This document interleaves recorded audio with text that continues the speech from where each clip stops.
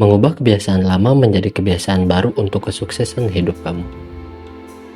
Sebenarnya pilihan yang kamu buat setiap hari bukanlah hasil dari keputusan yang dipertimbangkan dengan baik. Pilihan-pilihan tersebut merupakan kebiasaan yang relatif kecil dan lama-kelamaan membentuk pemikiran, keputusan, dan rutinitas kerja dalam hidup kamu. Dalam rangkuman buku ini, kita akan mempelajari alasan terbentuknya sebuah kebiasaan, unsur-unsur kebiasaan, dan cara mengubah kebiasaan lama menjadi kebiasaan baru yang dapat memicu keberhasilan dalam hidup kita.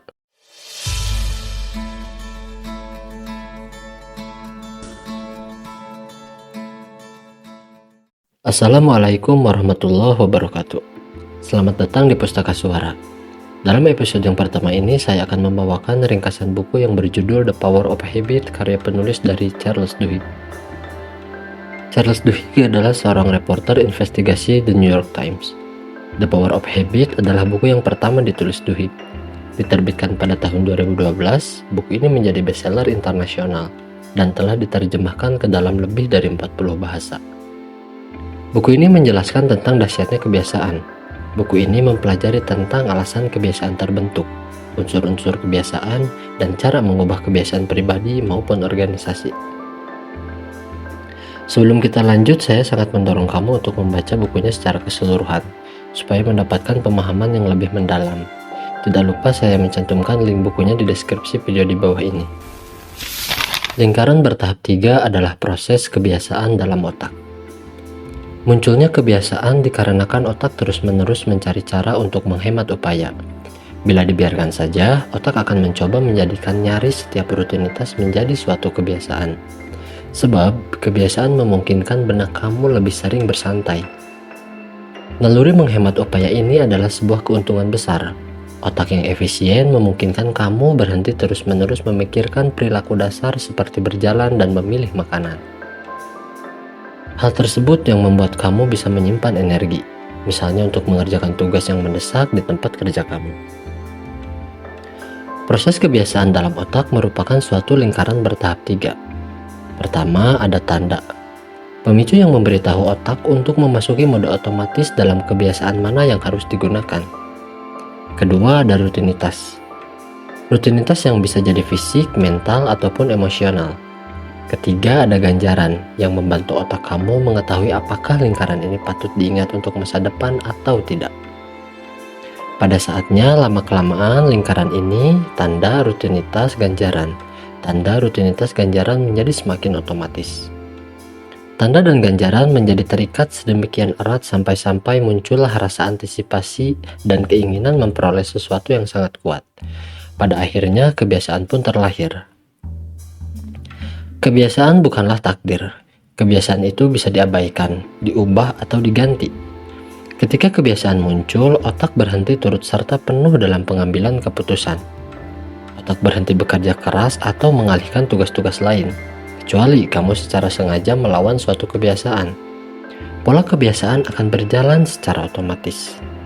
Kebiasaan diprogramkan ke dalam struktur otak kamu.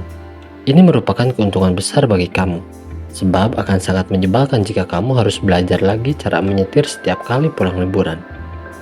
Masalahnya, otak tidak tahu mana kebiasaan yang buruk dan mana yang baik. Sehingga bila kamu mempunyai kebiasaan buruk, kebiasaan itulah yang selalu mengintai di sana, menanti munculnya tanda dan ganjaran yang sesuai. Dengan mempelajari struktur lingkaran kebiasaan saja, kebiasaan bisa jadi lebih mudah dikendalikan. Begitu kamu memecah kebiasaan menjadi komponen-komponennya, kamu bisa otak-atik skrup-skrupnya. Charles Duhigg. Perasaan mengidam akan mendorong lingkaran kebiasaan baru. Biasanya, perasaan mengidam muncul sedikit demi sedikit hingga kamu tidak sadar bahwa perasaan itu ada. Ini menyebabkan kamu seringkali buta terhadap pengaruhnya. Namun, begitu kamu mengasosiasikan tanda dengan ganjaran tertentu, perasaan mengidam bawah sadar akan muncul di otak kamu yang akan memulai lingkaran kebiasaan. Kebiasaan baru tercipta dengan menyatukan satu tanda, satu rutinitas, dan satu ganjaran. Kemudian tumbuh perasaan mengidam yang akan mendorong lingkaran kebiasaan. Misalnya merokok. Bila seorang perokok melihat tanda seperti satu bungkus rokok, maka otaknya mulai mengidam kenikmatan nikotin. Bila kenikmatan itu tidak juga tiba, rasa mengidam itu bertambah besar sampai si perokok tanpa berpikir langsung meraih sebuah rokok. Siapapun sebenarnya bisa menggunakan rumus dasar itu untuk menciptakan kebiasaan sendiri. Misalnya saja kamu ingin lebih banyak berolahraga, maka pilih saja satu tanda, seperti pergi ke pusat kebugaran langsung setelah bangun, dan satu ganjaran, misalnya segelas green tea setelah berolahraga. Lalu pikirkan tentang kenikmatan endorfin yang kamu akan rasakan. Dengan begitu, akhirnya rasa mengidam akan mempermudah kamu datang ke pusat kebugaran setiap hari. Kamu juga bisa menerapkan hal di atas untuk kemajuan perusahaan kamu, di mana memahami sains mengidam ini bisa sangat revolusioner untuk tim penjualan. Karena seperti kita ketahui, ada lusinan ritual harian yang mesti dilakukan setiap kali tim melakukan penjualan, namun tidak pernah menjadi kebiasaan. Misalnya saja mengoleskan krim tabur surya. Kamu bisa mengubah kebiasaan, namun tidak dapat melenyapkannya. Rahasia mengubah kebiasaan lama adalah menggunakan apa yang sudah ada di dalam kepala. Kebiasaan sendiri merupakan lingkar bertahap 3, tanda rutinitas ganjaran. Untuk mempermudah, kerjakanlah langkah di tengah, yakni rutinitas. Misalnya, kamu ingin mengubah kebiasaan, maka kamu bisa mempertahankan tanda yang lama, memberikan ganjaran yang sama, namun selipkan rutinitas yang baru. Dengan begitu, kamu bisa mengganti rutinitas untuk mengubah kebiasaan, karena hampir semua perilaku bisa diubah bila tanda dan ganjarannya tetap sama seperti sebelumnya. Contohnya, saat kamu ingin berhenti makan cemilan di tempat kerja, maka kamu bisa tetap makan cemilan untuk melepaskan beban sejenak dengan mengubah rutinitasnya, seperti sambil jalan-jalan sebentar atau main internet selama 3 menit. Hal itu tentu bisa memberikan interupsi yang sama tanpa harus menambah berat badan kamu. Bila kamu dapat mengidentifikasi tanda dan ganjaran, kamu bisa mengubah rutinitas, setidaknya dalam hampir setiap kesempatan. Tapi untuk beberapa kebiasaan ada satu lagi bahan yang diperlukan, yaitu kepercayaan. Kebiasaan bisa berubah secara permanen. Yang harus kamu lakukan adalah kamu percaya bahwa perubahan itu bisa diwujudkan. Jika kepercayaan itu sering muncul dengan bantuan kelompok, maka kamu dapat mencoba bergabung ke komunitas yang bisa membantu mengubah rutinitas kamu. Seperti saat kamu ingin menurunkan berat badan, maka pelajari kebiasaan-kebiasaan kamu untuk menemukan tanda mengapa kamu betul-betul makan cemilan di meja kerja setiap hari. Kemudian carilah seseorang untuk berjalan-jalan dengan kamu, untuk bergosip di meja kerja daripada di kantin. Bisa juga kamu mencari kelompok yang bersama-sama mengukur penurunan berat badan. Buktinya jelas, karena bila kamu ingin mengubah kebiasaan, kamu harus mencari rutinitas alternatif. Dan kemungkinan kamu berhasil naik drastis jika kamu berkomitmen untuk berubah sebagai bagian dari suatu kelompok. Kepercayaan adalah hal teramat penting. Kepercayaan tumbuh dari pengalaman bersama. Bahkan meskipun komunitas itu hanya terdiri dari 2 orang. Meskipun kebiasaan sudah tertanam di dalam benak kita, kebiasaan bukanlah takdir. Kita bisa memilih kebiasaan kita, dan kebiasaan manapun bisa diubah, asalkan kita tahu bagaimana kebiasaan itu berfungsi. Charles Duhigg. Pentingnya membangun kebiasaan bertekad penuh demi kesuksesan kamu. Kekuatan tekad merupakan satu-satunya kebiasaan kunci paling penting bagi keberhasilan individu. Pada tahun 1980-an muncul teori yang diterima secara umum, di mana kekuatan tekad adalah keahlian yang bisa dipelajari. Sesuatu yang bisa diajarkan dengan cara yang sama, seperti matematika dan mengucapkan terima kasih yang diajarkan kepada anak-anak. Namun pada pertengahan 1990-an, Mark Muravan, seorang kandidat PhD psikologi di Case Western, menemukan bahwa kekuatan tekad bukan sekedar keahlian, melainkan otot layaknya otot pada lengan dan kaki. Oleh karena itu, kekuatan tekad bisa lelah kalau kerjanya semakin berat. Apabila kamu ingin melakukan sesuatu yang membutuhkan kekuatan tekad, misalnya olahraga lari setelah kerja, maka kamu harus menghemat otot kekuatan tekad hari itu. Kemudian jika kamu menghabiskan terlalu dini dengan mengerjakan tugas-tugas menjemukan seperti menganalisis keuangan atau menulis surat yang rumit, keseluruhan kekuatan tekad untuk berolahraga akan hilang sewaktu kamu tiba di rumah. Selain itu, para peneliti juga menemukan bahwa otot kekuatan tekad bisa diubah ketika ada instruksi yang tidak ramah.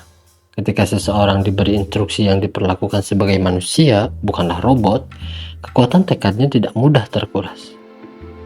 Hal tersebut bisa berguna bagi perusahaan, di mana sekadar memberikan suatu perasaan kepada karyawan dan memberikan kendali diri dapat meningkatkan energi dan fokus yang ia curahkan ke pekerjaannya. Jadi untuk menumbuhkan kekuatan tekad penuh, latihlah dengan menghemat kekuatan tekad tersebut pada hari itu. Ketika kamu menumbuhkan kebiasaan yang memerlukan kekuatan tekad penuh, penting untuk menghemat kekuatannya, dengan tidak terlalu menguras energi di kegiatan lainnya. Selain itu, anggap kebiasaan itu ada di bawah kendali kamu, agar kamu dapat meningkatkan fokus dan energi ketika membentuknya. Susunlah rencana untuk membentuk kebiasaan baru kamu. Ingat, rumus kebiasaan itu sewaktu kamu melihat tanda, kamu melakukan rutinitas agar memperoleh ganjaran. Untuk merekayasa ulang rumus ini, kamu harus membuat pilihan, yakni dengan memiliki rencana atau dalam psikologi dikenal dengan niat pelaksanaan. Contohnya, kebiasaan seorang penulis makan cemilan tiap sore. Dengan menggunakan kerangka kerja ini, tanda dia adalah kira-kira pukul 3.30 sore hari. Dia tahu rutinitasnya adalah pergi ke kantin, membeli cemilan, dan mengobrol dengan teman. Dengan melalui coba-coba, ia berhasil mengetahui bahwa bukanlah cemilan yang ia idamkan, melainkan pengalihan perhatian sejenak dan kesempatan untuk bersosialisasi. Maka dari itu, ia akan mencoba rencananya seperti ini. Setiap hari pada pukul 3.30, aku akan berjalan ke meja teman dan mengobrol selama 10 menit. Untuk memastikan dia ingat melakukan hal tersebut, ia memasang alarm di arlojinya agar berbunyi pada pukul 3.30. Rencana itu tidak langsung berhasil. Ada beberapa hari ia sangat sibuk dengan mengabaikan alarm dan malah membeli cemilan lagi. Namun, pada hari-hari ketika ia mengikuti rencana, ia merasa lebih baik ketika pekerjaannya hari itu berakhir. Ia tidak pergi ke kantin, tidak melahap biskuit, dan ternyata ia baik-baik saja. Pada akhirnya hal itu pun menjadi otomatis. Penulis menyebutkan bahwa pengalaman ini terjadi 6 bulan yang lalu.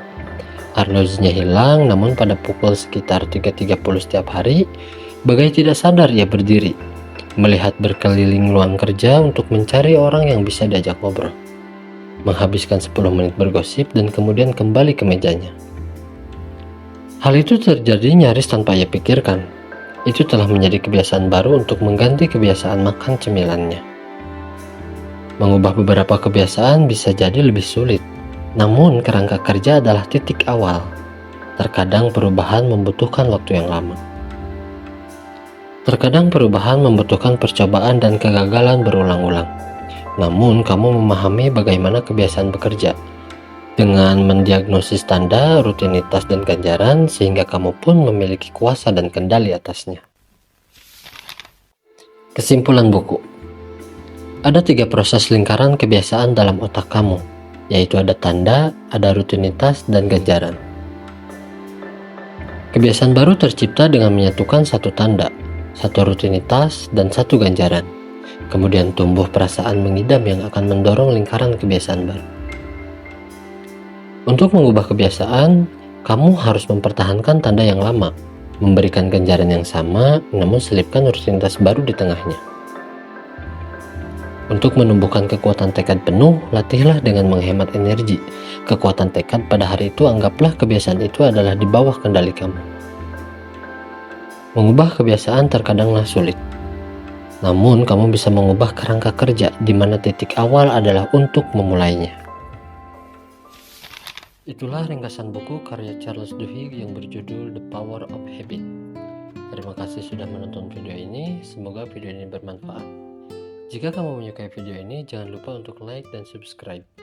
Insya Allah saya akan terus menghadirkan video-video ringkasan buku yang menarik dan informatif. Sampai jumpa di video selanjutnya. Wassalamualaikum warahmatullahi wabarakatuh.